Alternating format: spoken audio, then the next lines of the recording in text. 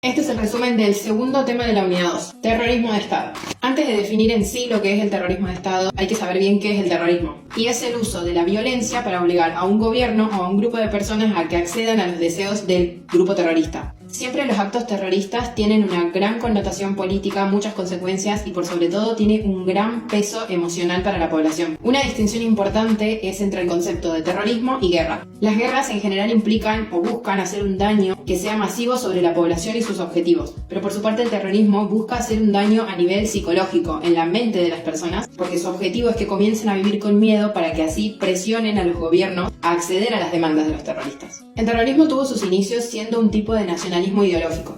En el siglo XX, por ejemplo, estaban los nacionalismos irlandeses o los vascos en España. En Argentina hubo terrorismo ideológico a partir de organizaciones como por ejemplo el Ejército Revolucionario del Pueblo o el ERP o como los Montoneros, que cometían ciertos actos terroristas porque buscaban instaurar un nuevo tipo de Estado de corte comunista en Argentina. Es importante que distingas entre el terrorismo de asociaciones no gubernamentales que estaban en contra del Estado y el terrorismo de Estado. En el terrorismo de asociaciones no gubernamentales tenemos, por ejemplo, en el siglo XXI a grupos religiosos radicalizados, como por ejemplo el fundamentalismo islámico, que primero estaba con la organización de Al-Qaeda y hoy en día con la organización ISIS. Este terrorismo islámico de corte religioso tuvo una experiencia muy triste en Argentina cuando se dio el atentado a la Embajada de Israel y a la AMIA. También es importante que es un tipo de terrorismo muy tecnológico. Esto se vio, por ejemplo, en el atentado a las Torres Gemelas, donde usaron mecanismos realmente innovadores para la época, con el fin de producir un miedo generalizado en la sociedad. Se puede definir el terrorismo de Estado como la aplicación de la violencia ilegal. Una de las características de Estado es que cuenta con el monopolio de la violencia legítima. Esto es así porque el Estado necesita de esta herramienta para mantener el orden social y para proteger a la población de amenazas internas o externas. Pero el terrorismo de Estado se da cuando esto se invierte y el Estado, en lugar de cuidar y proteger a la población, se convierte en el terrorista que ataca a esa sociedad. Claramente el terrorismo de Estado está enmarcado en un régimen no democrático y autoritario, en el cual el Estado usa todo su aparato represivo para hacer cumplir sus objetivos. El mayor ejemplo de terrorismo de Estado se dio en la Argentina en el último golpe de Estado, mediante el proceso de reorganización nacional. Pero no fue la primera experiencia del terrorismo de Estado en Argentina, porque cuando gobernaba Isabel Perón, se le encomienda a las Fuerzas Armadas aniquilar a la guerrilla, a partir del inicio del operativo Independencia en Tucumán. Esto se dio a principios de 1975. En el terrorismo de Estado, entonces, se violan todos los principios y las garantías de seguridad que debería tener la sociedad. Todos los derechos que el Estado debería respetar se incumplen.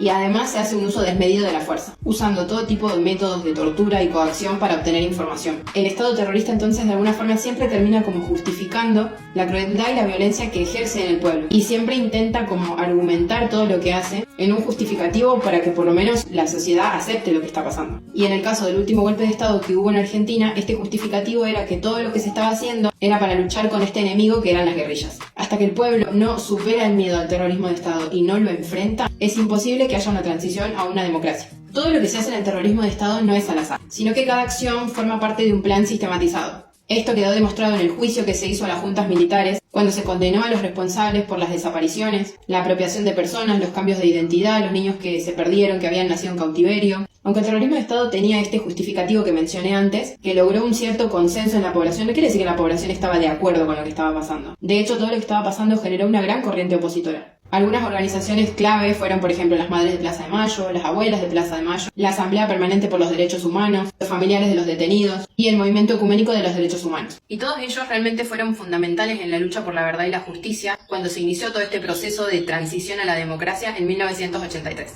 Ojalá te sirvan todos los resúmenes y toda la unidad 1 ya está completa en mi perfil.